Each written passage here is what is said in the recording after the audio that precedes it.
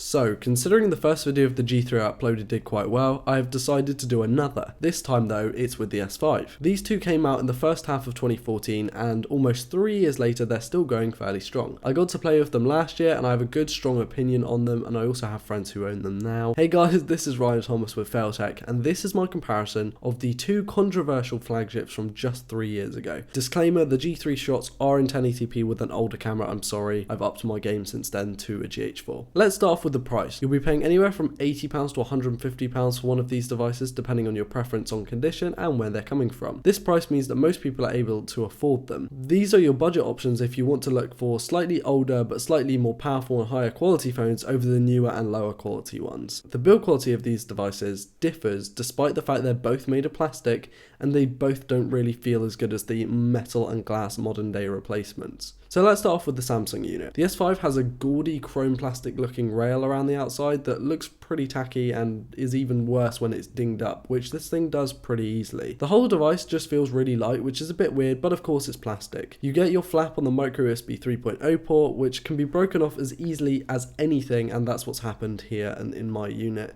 This means that it does rather reduce the water resistance, which of course the S5 has, IP67 to be exact. The S5 also has a removable back and replaceable battery, as well as micro SD expansion, so the three great things here. And to top it off, the S5 has two capacitive off-screen buttons with a home/fingerprint scanner combo that requires a swipe and has a heart rate monitor on the back as well next to the camera, so it's a pretty feature-full device. As for the G3, in my opinion it feels better than the S5 with a more clean design. The off-screen buttons are now software buttons on the G3, and the screen-to-body ratio has been vastly improved from 69.6% from the S5 to 75.3% on the G3, which makes it seem cleaner in my opinion. The phone continues the controversial design of rear-placed lock and volume buttons right below the camera. The device feels more refined despite the fact that they're both plastic, and this one also has a removable battery and micro SD expansion. There is still a chromy plastic bar, but it's much smaller and less obtrusive, and the design, however, does not have any kind of water resistance at all, nor does it have a fingerprint scanner, nor a heart rate monitor, so a bit lackluster design here.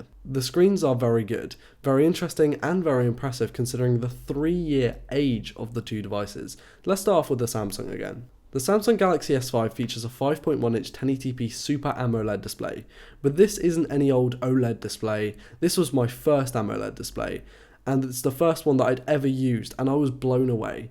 At the time, I called it the best display I'd ever seen, despite owning an iPhone 6s Plus at the time. I was taken back by the immense saturation, contrast, clarity, and the deepest blacks. This display is fantastic and is really the centerpiece of the phone. It's clear and crisp, for a 1080p screen, it has a great form factor with 5.1 inches. This results in a 432 pixels per inch pixel density figure and is a delight to look at. Alright guys, I'm just going to jump in here and say I ran out of footage. I've spent a long time editing this video and I've run out of G3 footage, so you're just going to have to put up with S5 footage for the end.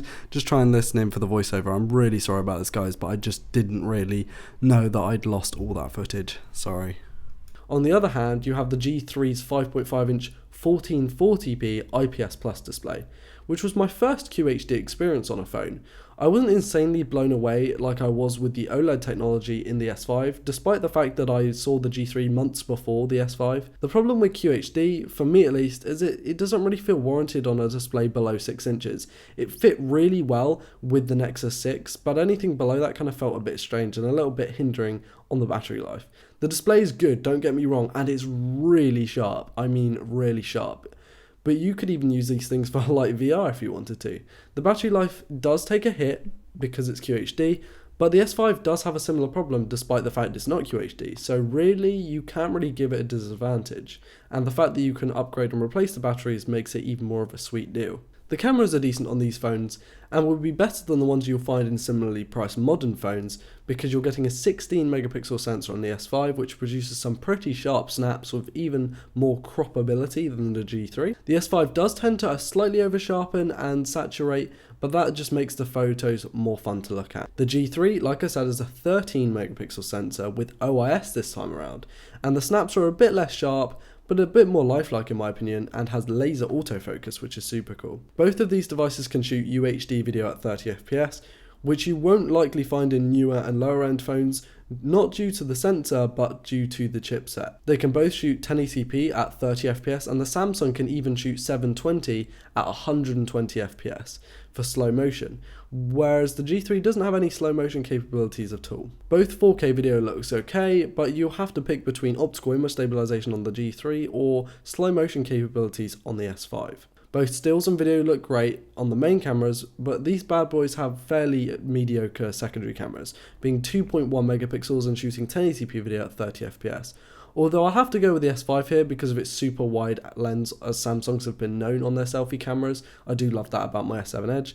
The secondary cameras are where the phones really have seen an improvement in modern times. Performance on these two are quite different despite the same Snapdragon 801 CPU, and both devices featuring 2GB of RAM on some models, although the G3 can come with 3GB. Talking about that then, you can get the S5 in 16 and 32GB configs, but the RAM will stay at 2GB regardless, versus the G3 that will go up to 3GB of RAM if you buy the 32 instead of the 16. Whilst both phones will work well in everyday use and most games, the real difference is in the software when it comes to performance. The G3 has to drive that QHD screen also, but you can kind of fix a lot of the crashes and hangs that you would get if you installed a custom ROM.